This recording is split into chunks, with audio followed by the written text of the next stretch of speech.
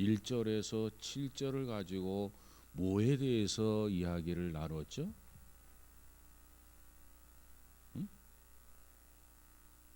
1절에서 7절의 내용을 가지고 무엇에 관해서 우리가 말씀을 나누었죠?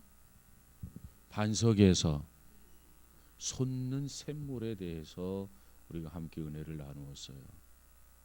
자, 오늘은 계속해서 8절부터 16절까지인데 따라서 해보십시다. 아말렉과의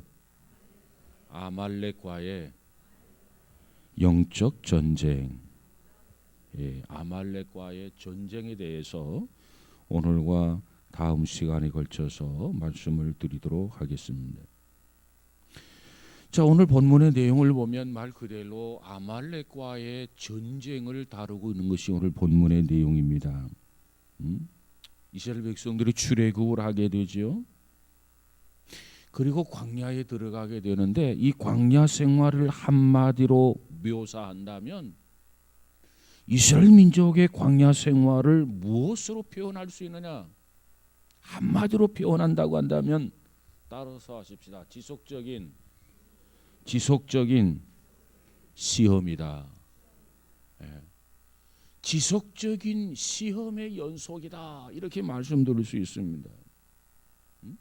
하나의 시험이 지나가게 되면 이제는 됐다 하는데 또 다른 시험이 오는 거예요.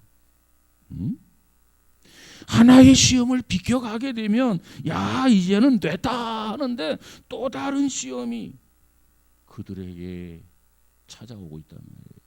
그래서 이 광야 생활의 이스라엘 민족의 경우를 보면 계속해서 시험의 반복이었다. 그래서 시험의 연속이었다 이렇게 정리해 볼 수 있습니다. 자, 저들에게 시험이 올 때마다 저들의 반응은 어떠느냐? 원망과 불평으로 반응이 나타났어요. 자, 먹을 것이 없어요. 양식이 없어요. 그러다 보니까 저들이 어떻게 하느냐? 하나님을 향해서 원망하고 불평하게 됩니다.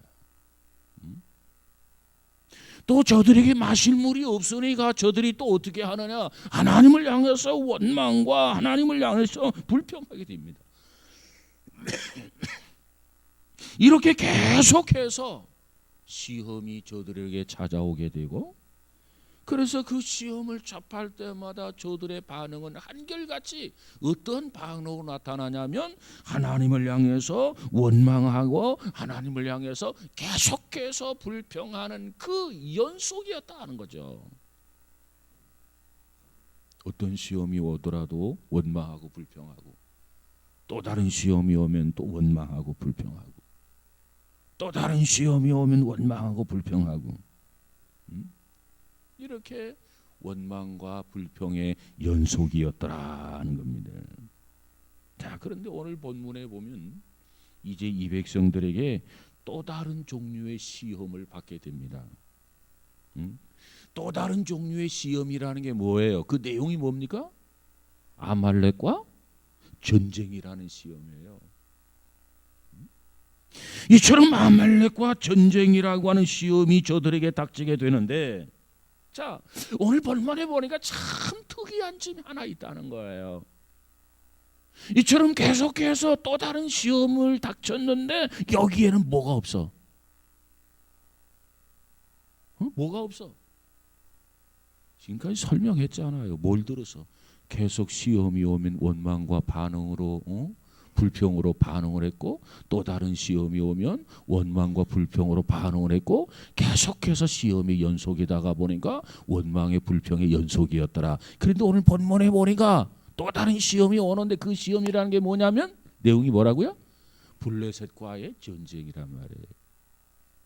이 시험이 몰려왔는데 이 시험을 통해서 이 백성들에게 특이한 점을 발견할 수 있다는 거죠. 그 특이한 점이 뭐라고요? 그래요. 그게 중요한 거예요.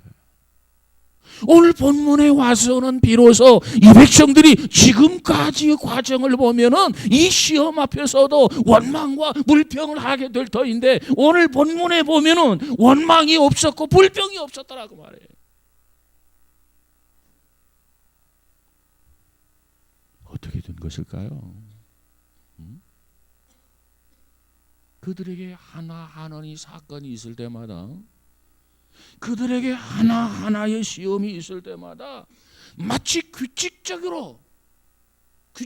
것처럼 하나님을 향해서 원망하고 하나님을 향해서 불평했는데, 놀랍게도 출애굽기 17장 8절 이하 16절의 내용에서는 이 백성들에게서 원망을 찾아볼 수가 없고, 이 백성들에게서 무엇을 찾아볼 수 없더라? 불평을 찾아볼 수가 없어요. 너무너무 다행스러운 모습 아닙니까? 이 모습은 우리에게 뭘 가르쳐 주느냐? 이 백성들이 이제는 원망과 불평을 계속 했지만은 이제는 제법해서 성숙했다는 거예요. 성숙했다. 이제 이런 과정을 통해서 이 백성들의 믿음이 자라났다는 거예요. 욥기서 5장 7절에 가서는 이렇게 설명하고 있어요. 인생은 고난을 위하여 났나니. 고난 없는 인생을 기대하지 마세요. 인생은 고난을 위해서 났나니. 고난을 받기 위해서 세상에 태어났단 말이에요. 이 세상은 고해와 같은 세상이란 말이에요. 그래서 욥은 말하기를 인생은 고난을 위하여 났나니 불티가 위로 나름 같으니라. 그래서 여러분, 불을 피우면 불티가 어디로 올라가요? 위로 올라가요. 집단을 가져다 놓고 불을 피워보세요. 불티가 위로 올라가요. 백지를 가져다가 백지에 불을 붙여보세요. 불티가 위로 날아가요. 이처럼 인생이라고 하는 거, 고난이 없으리라고 기대하지 마세요. 인생은 고난을 위해서 났다고 성경은 그렇게 말씀하고 있다 그 말이에요. 마치 불티가 위로 날아가는 것이 정상적인 것처럼 인간은 고난을 당하는 거, 이 고해의 세상에서 살아가는 거, 이것이 당연한 거고 이것이 지극히 지당하다는 얘기예요. 누구든지 고난을 피할 수가 없어요. 누구에게든지 고난이 따라옵니다. 고난이 오면 올 것이 왔구나 이렇게 생각해야지. 이거 큰일 났다, 나에게 고난이 와서. 큰일 났다고 생각하지 마세요. 인생은 고난을 위해서 났다니까요. 고난받기 위해서 태어났다니까요. 고난의 세상에 태어났다니까요. 그런데 어떻게 고난 없이 살 수가 있겠습니까? 문제는 그 고난을 나 자신에게 유익하도록 활용하는 거예요. 이게 중요한 거예요. 여러분, 우리들이 고난을 당할 때 그 고난에는 반드시 하나님의 뜻이 있는 거 믿으시기 바랍니다. 고난이 올 때 이 고난 속에는 하나님의 뜻이 있다고 이렇게 믿어지고 이렇게 받아들인다면 고난을 두려워할 이유가 없어요. 이 고난을 겁낼 이유가 없어요. 고난 앞에서도 의젓하고 고난 앞에서도 당당해질 수 있단 말이에요.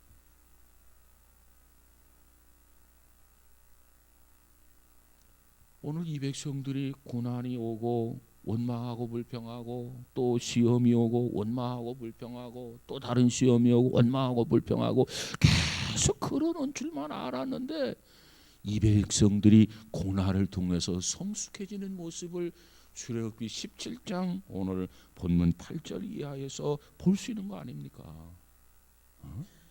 어김없이 또 불평하고 원망할 줄 알았는데 이제는 원망을 안 해요. 이제는 불평하지 않는단 말이에요. 무엇으로 인해서 이 백성들이 이처럼 성숙했느냐? 고난을 통해서 성숙해진 것 믿으시기를 바랍니다. 여러분에게도 원치 않는 고난이 올 수가 있어요. 원치 않는 환난이 올 수가 있어요. 그 고난과 그 환난을 통해서 여러분이 좀 더 성숙해지고 신앙의 어두운 터널을 벗어나갈 수 있는 그런 계기가 되시기를 주님의 이름으로 축원합니다. 따라서 하십시다. 고난은 축복이다. 따라서 합시다. 고난은 축복이다. 옆 사람 인사해 볼까요? 고난은 확실히 축복이야. 마음에도 없는 얘기하는 것 같아. 마음의 진정 그 마음을 가지고 야 고난은 정말 축복이야 이래 되는데 하라고 하니까 고난이 축복은 무슨 축복이야. 피하는 게 축복이지. 마지못해서 하는 것 같아. 자, 옆 사람하고 최소한 5번 흔들으세요. 자꾸 고난은 축복이야. 5번 흔드세요.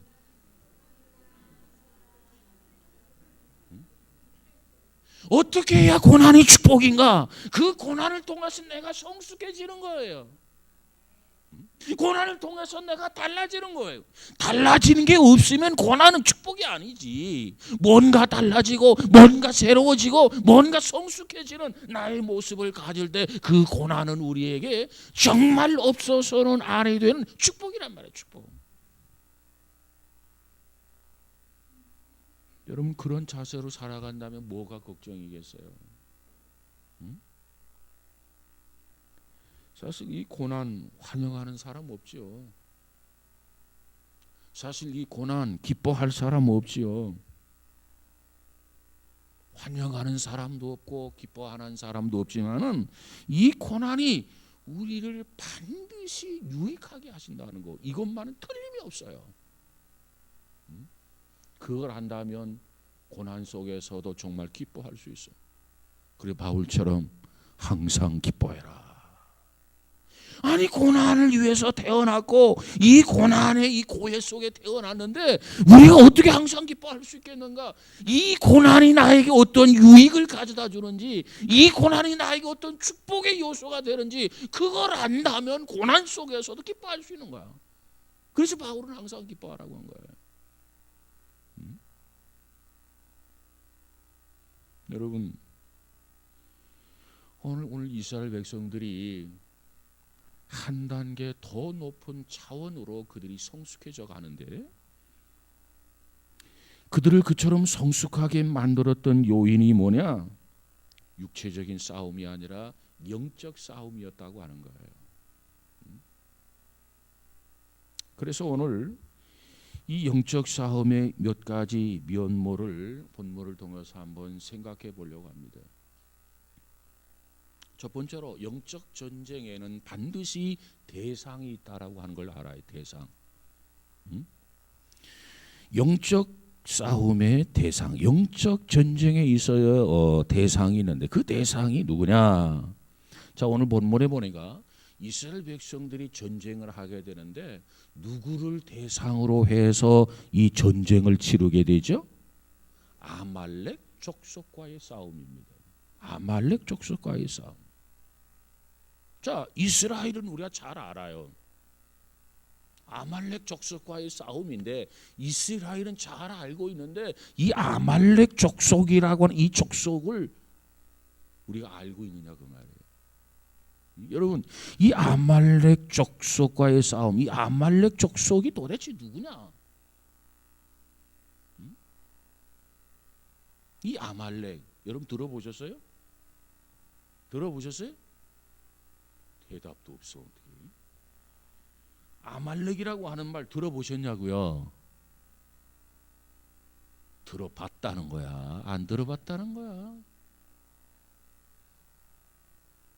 이 아말렉이라고 하는 이름 성경에 많이 등장하고 있죠. 많이 들어봤을 거예요.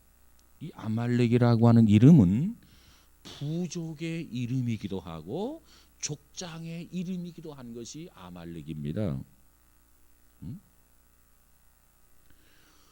어떻게 이 부족의 이름이기도 하고 족장의 이름이기도 할 수 있느냐? 그것은 아말렉이라고 하는 사람으로부터 이 부족이 시작이 되었기 때문에 그는 아말렉 부족이 될 수도 있고 족장이 될 수도 있는 거예요. 왜? 아말렉으로부터 이 족속이 시작됐다 그 말이에요. 그러면 아말렉이라고 하는 사람은 도대체 누구냐? 아말렉의 정체에 대해서 우리가 좀 알아야 되겠는데 아말렉이라고 하는 사람은 우리가 창세기 36장으로 한번 가서 볼까요?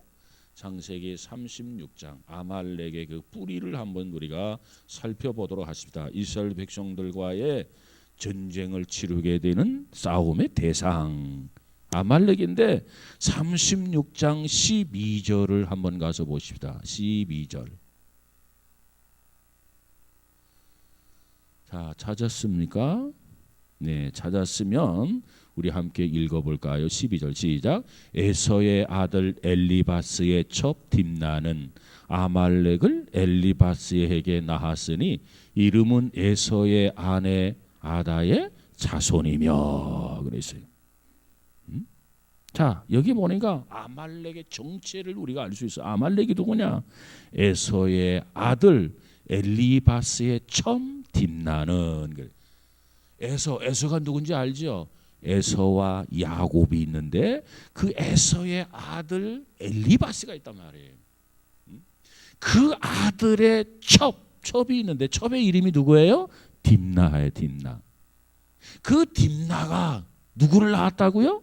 아비멜렉을 낳았더라 그랬어요. 자, 그러면 이 에서와 아말렉과는 어떤 관계예요? 할아버지와 손자 관계죠. 예, 손자 관계예요. 자, 이제 어느 정도 좀 이해가 됩니까?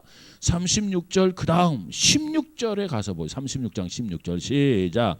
고라 족장, 가담 족장, 아말렉 족장이니. 여기에 누가 등장해요?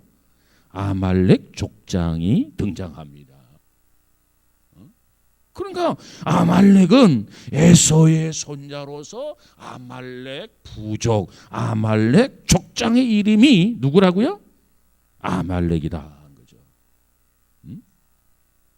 그런데 이 작은 아말렉의 족속이 점점점 세월이 흘러감에 따라서 그 그룹이 굉장히 성장을 하게 됩니다.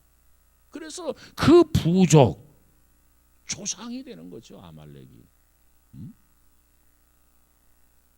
여기서 중요한 것은 아말렉 족속이 누구의 핏줄이다? 에서의 핏줄이라는 겁니다. 에서의 핏줄.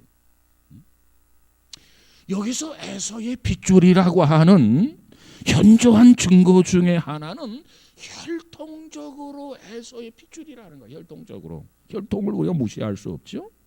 그 다음에 두 번째로는 에서의 삶의 태도, 에서가 가지고 있는 그 삶의 태도를 그 손자가 그대로 계승하고 있다 그 말이에요. 그게 누구라고요?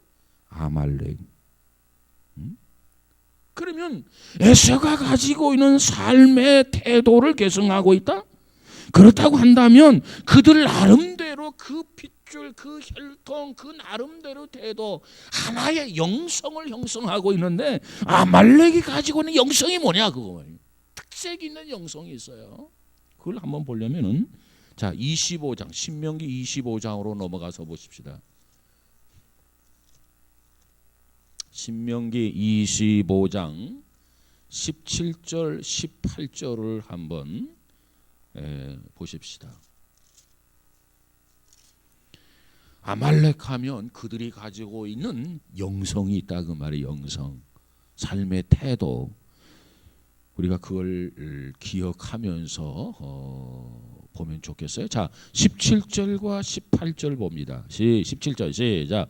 너희는 애굽에서 나오는 길에 아말렉이 네게 향한 일을 기억하라. 곧 그들이 너를 길에서 만나 네가 피곤할 때 내 뒤에 떨어진 악한 자들을 쳤고 하나님을 두려워하지 아니하였느니라. 여기 보니까 이 아말렉 족속가 어떤 삶의 태도를 가지고 살아가는가, 그들의 삶의 태도를 여기서 강조하고 있습니다. 아말렉의 족속들은 어떤 삶의 태도를 가지고 있느냐, 중요한 게 18절 마지막 부분이에요. 누구를 두려워하지 않았더라? 하나님을 두려워하지 않은 거라.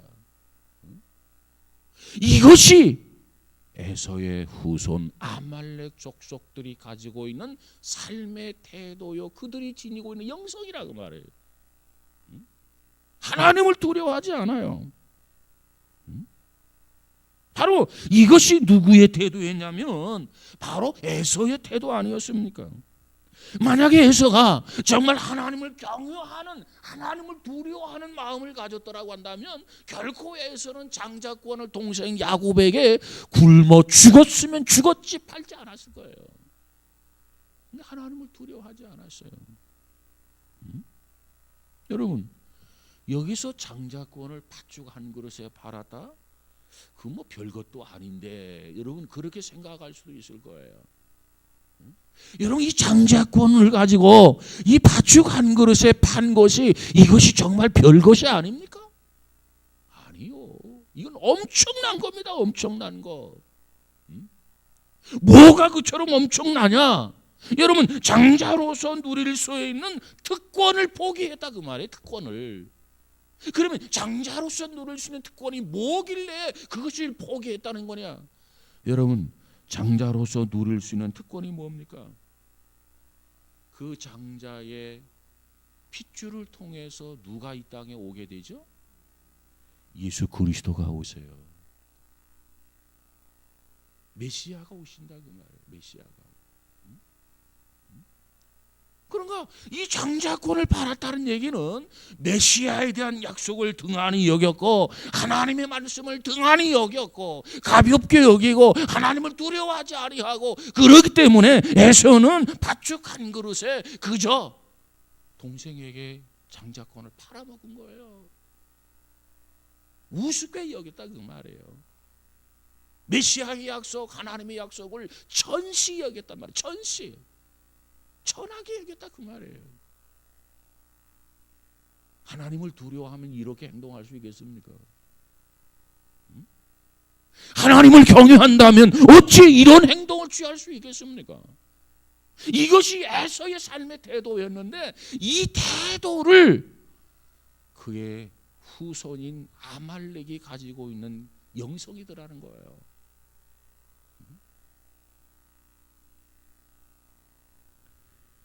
하나님의 약속이 얼마나 소중한가 그걸 알았더라면 하나님의 말씀을 이렇게 가볍게 대하지는 않았을 겁니다.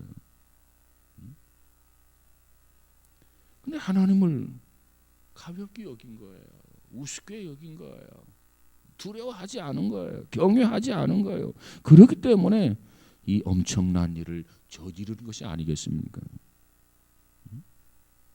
그러니까 그 핏줄, 그 족속이 가지고 있는 영성 정리해 본다고 한다면 그들은 하나님을 두려워하지 않는 그런 족속이더라.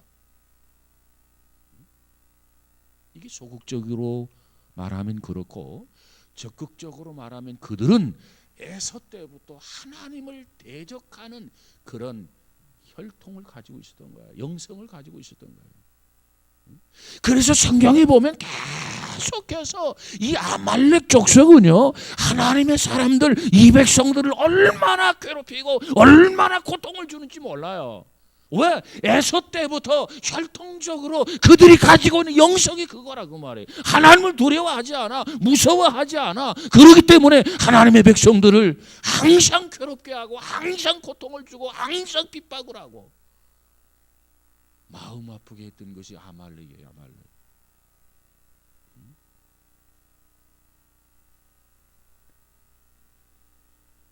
아말렉 족속은 이런 족속이기 때문에 그냥 조금 이렇게 번창하다가 사라졌으면 얼마나 좋겠습니까? 그런데 역사적으로 보면 하나님의 백성들 이스라엘이 있는데 이 아말렉 계속 자라난단 말이에요. 이 자라는데 이스라엘 백성들을 대적하는 대표적 영적 세력으로 등장하게 됩니다. 이게 아말렉이라고 하는 족속들이에요. 그래서 어느 만큼 아말렉이 성장했느냐면은 아말렉이라고 하는 그 말 자체가 하나님의 백성을 대적하는 영적 세력의 심벌이 되어버린 거예요. 심벌. 아말렉 하면 하나님 백성들을 반역하고 대적하고 고통 주고 괴로움을 주고 하는 어떤 영적 세력의 심벌이 곧 아말렉이 되어버렸단 말이에요. 그런데 이 아말렉 족속을 보면은 싸움도 얼마나 많이 하는지 몰라요. 속된 말로 싸움꾼이라 싸움꾼. 그래서 싸움을 많이 하다 보니까 이 아말렉 사람들은, 아말렉 족속은 싸움에 아주 능한 자들이었어요. 여러분 세상에서도 그렇죠? 자꾸 싸우는 사람이 싸움을 잘하는 거예요. 한 번도 싸워보지 못한 사람은요, 싸울 줄 몰라요. 근데 싸움을 경험을 많이 하게 되면은 아주 싸움을 잘하게 됩니다. 왜? 상대의 심리를 읽거든요. 콧잔등을 딱 때리면 코피가 나면 나는 이겼다. 다른 거 할 필요 없어. 콧잔등을 한 대 때리면 돼. 코피가 흘리면 나는 이기고, 코피 흘리면 지는 거야. 코피 흘리면 우는 거예요. 나는 졌다. 그리고 좀 성장하잖아요. 성장했으면 어떻게 되느냐? 상대를 넘어뜨리면 이기는 거야. 그게 이렇게 싸우다가 보면은요, 전술이 개발이 된다고요. 싸움꾼이 되는 거예요. 그래서 이 아말렉 족속들이 하도 많이 싸우다가 보니까 이제는 아주 싸움에 능한 자가 되었어요. 그래서 이 아말렉 세력은 모두가 다 두려워하는 존재로 변하게 됩니다. 근데 이 아말렉 족속들은요, 한 곳에 이렇게 정착하고 있는 게 아니라 아말렉 족속들은 계속해서 돌아다녀요. 보찜을 싸가지고. 이게 아말렉 족속의 특색입니다. 그래서 마치 뭐와 같으냐? 오늘날 중동 지방에 가서 보면은 성주순례 하다 보면 곳곳에 이 천막을 쳐놓고 양을 기르는 베두인 족속들이 있어요. 베두인 족속들. 그 베두인 족속을 과거에 아말렉 족속을 연상시키는 모습이다. 이렇게 말씀드릴 수 있습니다. 자, 이스라엘과 아말렉과 전쟁을 하게 됩니다. 이스라엘의 전쟁의 적이 누구예요? 아말렉이에요. 근데 이 아말렉, 그런데 오늘 우리가 영적 싸움에 있어서 우리의 적은 누구냐? 어둠의 세력 사탄이란 말이에요. 그 사단을 쫓고 있는 악령들이란 말이에요. 그렇습니다. 이 백성들의 적은 아말렉 족속이지만은 오늘 우리의 적은 누구냐? 어둠의 세력 사단과 악령인 것을 믿으시기를 주의 이름으로 축복합니다. 그래서 이스라엘 백성이 아말렉과의 전쟁에서 이긴 것처럼 우리도 영적 전쟁에서 적을 알고 이겨야 되겠다고 말해요. 우리의 적은 누구라고요? 사단과 어둠의 세력. 그들이 곧 악령이 우리들의 적이에요. 이 백성들이 이 싸움에서 승리한 것처럼 우리 모두도 영적 싸움에서 승리할 수 있기를 주의 이름으로 축복합니다. 그 다음 두 번째로, 자, 우리의 적이 있는데 사탄이라고 그래서 어둠의 세력이라고 그래서 어둠의 세력, 사탄이 공격하는 대상이 누구입니까? 이스라엘 백성들이에요. 오늘 영적 믿음의 사람들, 성도들이에요. 자, 오늘 본문에 보면은 이 아말렉이 공격하는 공격의 대상이 누구예요? 이스라엘이에요. 이스라엘. 아말렉이 이스라엘을 공격했다 그 말이에요. 오늘 본문에 보면 아말렉이 이르러 아말렉이 이스라엘을 공격했다. 이스라엘을 쳐들어왔다. 그것만 기록되어져 있어요. 그러면 이스라엘에게 있어서 특별히 이 아말렉이 공격하는 공격의 타켓, 이스라엘, 막연하게 이스라엘 군대가 아니고 이스라엘 군대 중에서도 아말렉이 공격 목표로 삼고 있는 타켓이 있어요. 타켓. 그 타켓이 누구인가를 우리가 알아야 돼. 그러면 그걸 알려면 어떻게 해야 되느냐? 오늘 본문에 보면 이 아말렉이 이스라엘 공격한 것만 나왔어요. 이 아말렉이 공격하는 주 목적, 주 목표 타켓 지점이 뭐냐? 어떤 그룹이냐? 그걸 알려면 신명기 25장 18절을 봐야 돼요. 우리가 17절, 18절을 읽어왔죠? 자, 18절을 한번 봅시다. 25장 18절.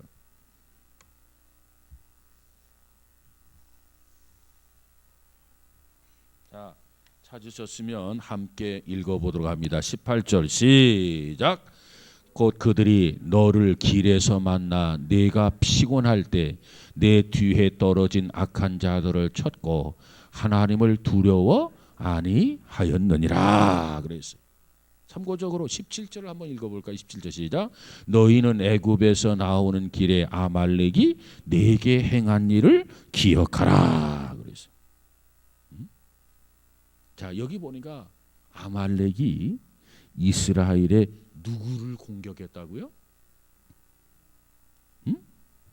너는 길에서 만나 너의 피곤함을 타서 내 뒤에 떨어진 어떤 자들을, 약한 자들을 쳤느니라 그랬어요. 그러니까 아말렉이 이스라엘과 전쟁을 하게 되는데 여기에 보니까 전면전을 한 게 아니라 그 말이죠. 전면전.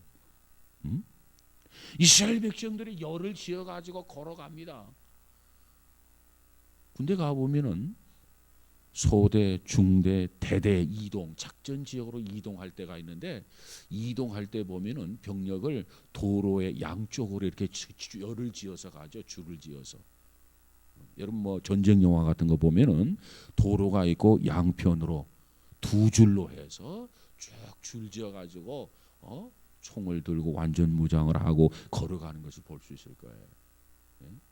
그래서 작전 지역으로 옮겨가는 거죠. 마찬가지로 이 백성들이 자 본문에 보니까 열을 지어서 이렇게 걸어갑니다. 그래서 이와 같이 행군을 하다 보면 그 중에 연약한 자가 피곤하고 지쳐가지고 점점 뒤로 떨어지고 낙오자가 되고 하는 그런 경우가 있어요.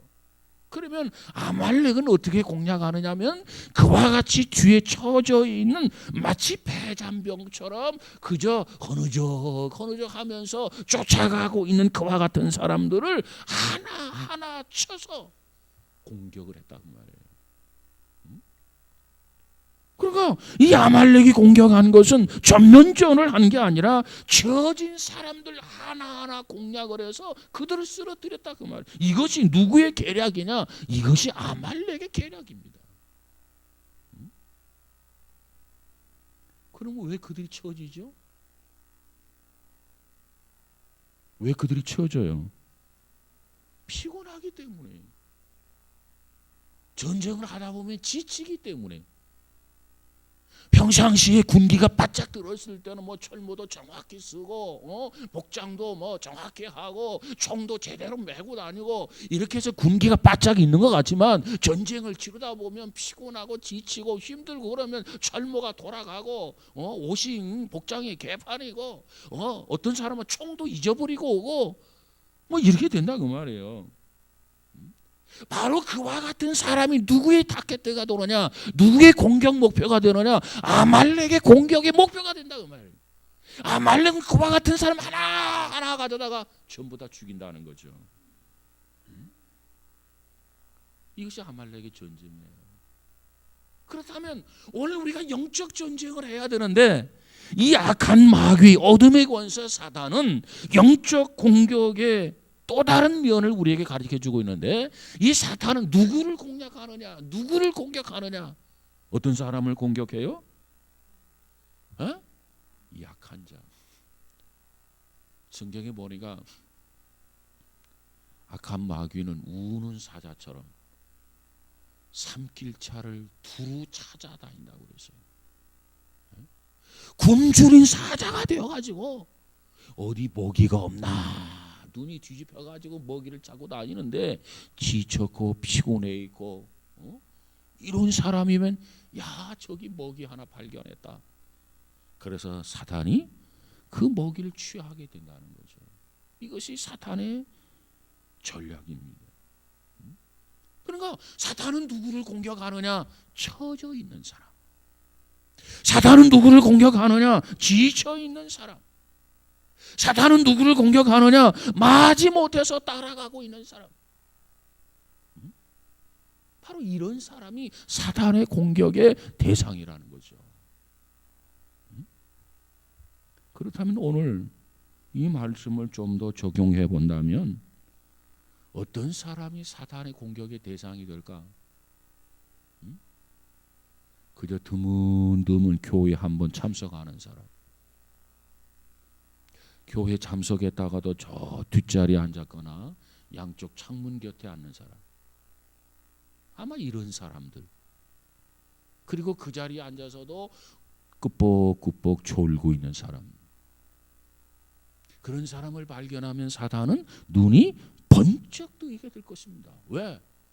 먹이를 발견했다. 여러분, 굶주린 사자가 먹이를 발견해서도 얼마나 기뻐하겠습니까? 여러분, 우리가 배고팠다가 먹을 것이 딱 눈에 보이면 어떻게 됩니까? 야, 이거 웬 떡이야?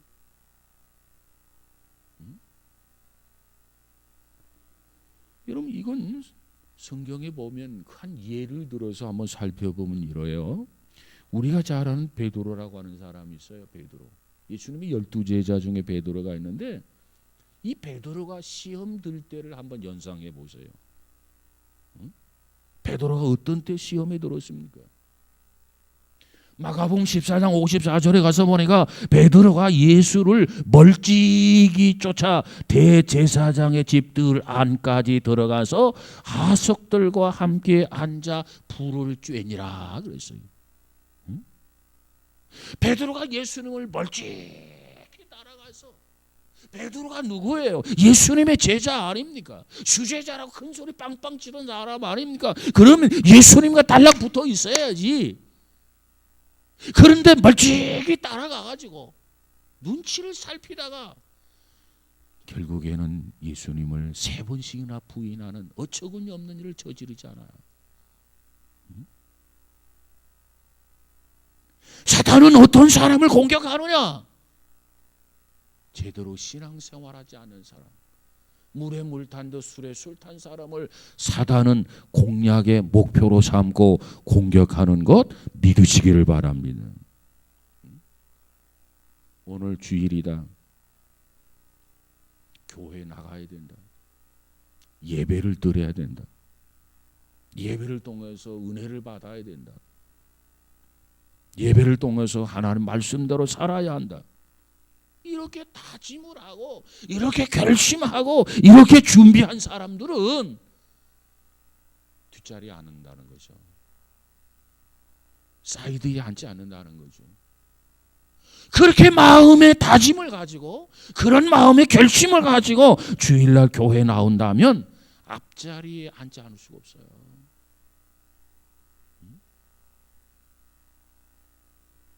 물론 뒷자리에 앉아도, 양 옆자리에 앉아도, 교회 와서 꾸벅꾸벅 졸아도 안 나온 사람보다는 낫겠죠.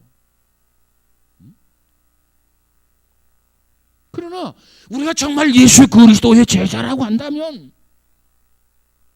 정말 우리가 주님을 위해서 살기로 결심했다면, 내가 주님을 어떻게 따르느냐, 내가 어떻게 주님을 위해서 어떠한 태도로 살아가느냐, 이게 중요하다 그 말이에요.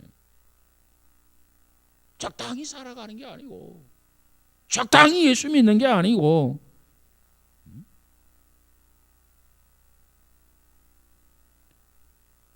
그런 사람을 보면서 예수님이 야, 참 내가 이와 같이 믿음 있는 사람을 내가 처음 봤다. 너희들은 이와 같은 사람을 본받으라. 이렇게 자신 있게 권할 정도로 믿음의 사람이 되어야 될 줄로 믿습니다. 그렇게 강력하게 확실히 믿음을 가지고 살아간다면 사탄이 넘보지를 못해요. 그런데 희미해가지고 말이죠. 폐잔병처럼 말이죠. 흐느적 예배를 드리고 싶어서 드리는 건지, 찬송을 하고 싶어서 하는 건지, 기도를 하고 싶어서 기도를 하는 건지, 봉사를 하고 싶어서 봉사를 하는 거지.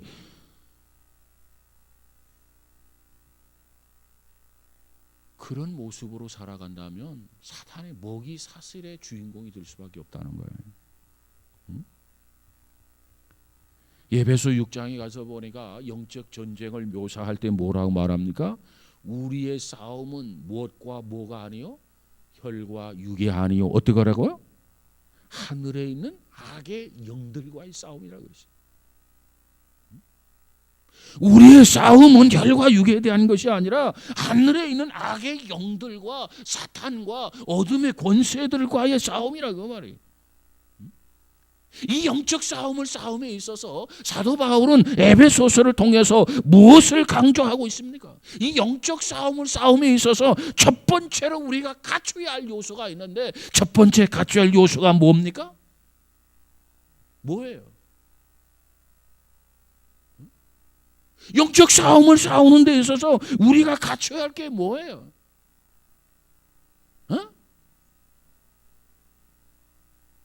큰일 나네. 전쟁을 치러야 되는데, 자, 에베소서 6장 10절을 한번 가서 봅시다.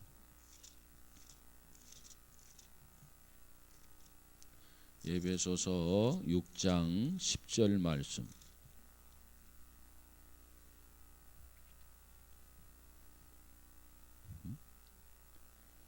영적 전쟁을 치르기 위해서 우리들이 갖춰야 할 첫 번째 요소,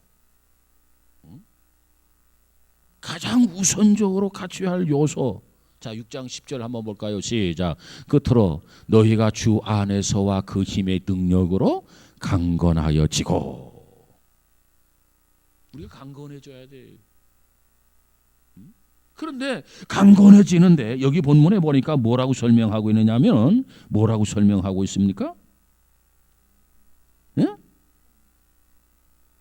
자신의 힘으로 강건해지는 게 아니라 주 안에서와 그 힘의 능력으로 강건하여지고. 자신의 힘으로 강건해지는 것이 아니라 무엇으로 강건해진다면, 너희가 주 안에서와 그 힘의 능력으로 너희가 강건해져야만이 너희가 나가서 전쟁을 치를 수 있다는 거예요. 주님이 공급하시는 힘의 능력으로,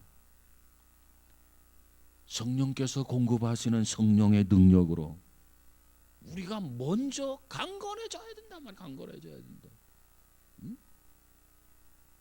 그 힘의 능력을 우리가 덧입어야 된단 말이에요.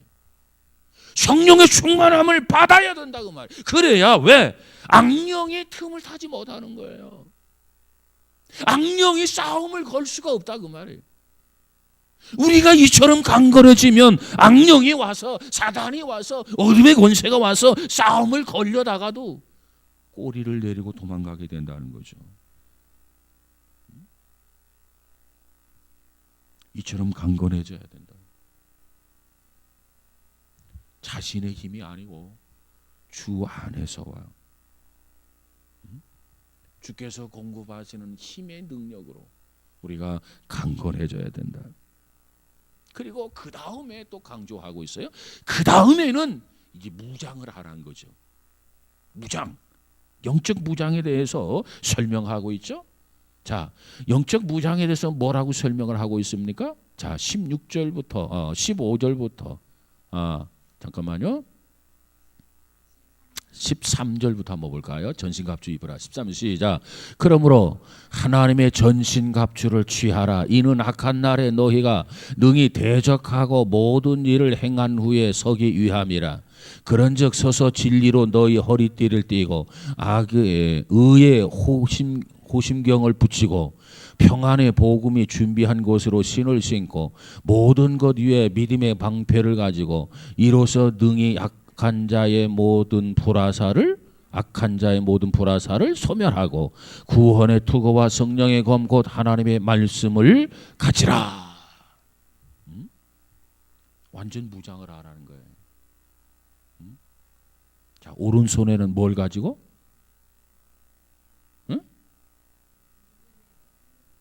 오른손에는 믿음의 방패를 가지고. 성경을 이 번역하는데 호심경, 나 이 호심경이라는 말 지금 처음 보는데, 의의 호심경.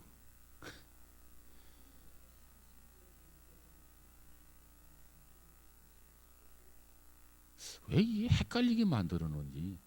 찬송가 가다도 막 다 바꿔놓으니까는 부르다가 보면은 다 달라. 이게 정말 뭐 바꿔야 할 일이라면 좀 바꿔야 되겠지만은 그러나 안 바꿔도 될 거 다 바꿔놔가지고 이게 사람 혼란하게 만들어서 혼란. 옛날에는 하나님의 말씀 1.26도 그래서 굉장히 말씀 그대로 암송하고 한자라도 틀릴까 봐가지고 그랬는데 요즘은 뭐 읽다가 보면 그냥 뭐 이중창 삼중창이 나오고 참 이게 문제라. 그래서 일부에서는 찬송가 옛날로 돌아가자 그런 지금 모임이 자꾸 생겨요. 이게. 참 안타까워요. 자, 이렇게 해서 영적 무장을 강조하는데 영적 무장을 하기 전에 먼저 강조하고 있는 게 뭐냐면 자기가 힘이 없으면 안 된다 그 말이에요. 자기가 강건하지 아니하면 안 된다 그 말이에요. 힘이 있고 강건해야 이 모든 무장을 완벽하게 하고도 전쟁을 치를 수 있는 것이지, 자기 체력이 약하고 힘이 없고 강건하지 못하다고 한다면 이렇게 완전군장으로 무장을 하고 전쟁을 치르지 못하죠. 우리는 힘이 있고 튼튼해야 합니다. 우리는 강건해져야 합니다. 그럴 때 사탄이 틈을 타지 못하는 줄로 믿습니다. 신앙생활을 하다가 자, 어떤 사람이 열심히 신앙생활을 해요. 근데 어느 날부터 슬슬 저녁 예배 안 보여. 열심히 신앙생활 하다가 어떤 사람 심야 기도해도 안 보여. 열심히 신앙생활 하다가 어떻게 보면 말씀도 공부하는 게 안 보여. 열심히 신앙생활 하다가 봉사하는데도 안 보여. 슬슬 처져. 뒤처진단 말이에요. 그러면 누가 따라오죠? 아말렉으로 상징되는 악의 영들이 쫓아와요.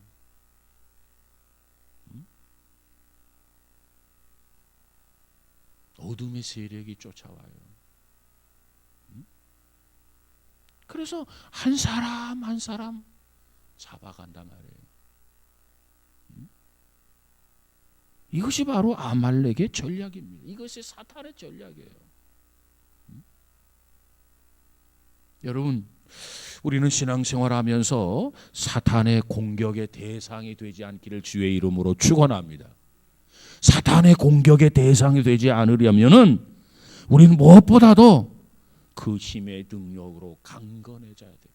야, 저 사람은 우습게 봤다가는 안 되겠다. 저 사람을 공격했다가 오히려 되레 당하겠다. 우리가 이렇게 주 안에서와 그 힘의 능력으로 우리가 강건해지면, 그리고 이처럼 무장을 하면 마귀가 접근하지 못한다 그 말이에요. 그런데 이 마귀가 많이 보니까 흐느적 하고 있어. 폐잔병이야, 폐잔병. 저거 주워 먹기가 쉬울 것 같아. 그러면 어김없이 마귀가 따라 붙게 되는 줄로 믿습니다. 그래서 마귀에게 먹히는 거예요. 여러분, 우리는 정신을 바짝 차려서 이 영적 전쟁에서 승리할 수 있는 저와 여러분 우리 모두가 다 되시기를 주의 이름으로 축원합니다. 이스라엘이 아말렉을 이겼듯이 우리 영적 전쟁에서도 아말렉을 상징하는 어둠의 세력, 원수 마귀 싸워서 우리도 승리해서 하나님 앞에 영광을 돌리는 귀한 성도 우리 모두가 다 되시기를 주의 이름으로 축복합니다. 기도합시다. 거룩하신 하나님 감사합니다. 오늘도 귀한 날 주시고 아침 시간부터 이 시간까지 우리를 통해서 영광을 받으심에 참으로 감사합니다.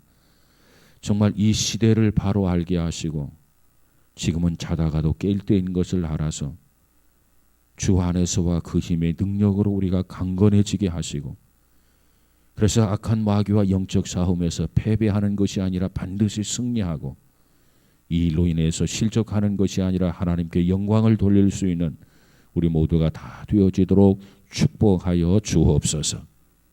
특별히 특별히 이스라엘 백성이 아말렉과의 전쟁에서 이 시험 속에서 원망하고 당연히 불평했어야 하는데도 불구하고 그들은 신앙에 자라났고 성숙해서 이제 원망과 불평을 하지 않았기에 이 전쟁에서 쉽게 아말렉을 이기게 된 줄로 믿습니다. 우리도 하나님 앞에 늘 감사하고 찬양하는 자가 될지언정 원망과 불평하지 않게 하시고 마귀의 사슬에 먹잇감이 되지 않는 귀한 성도들 되어지게 하옵소서.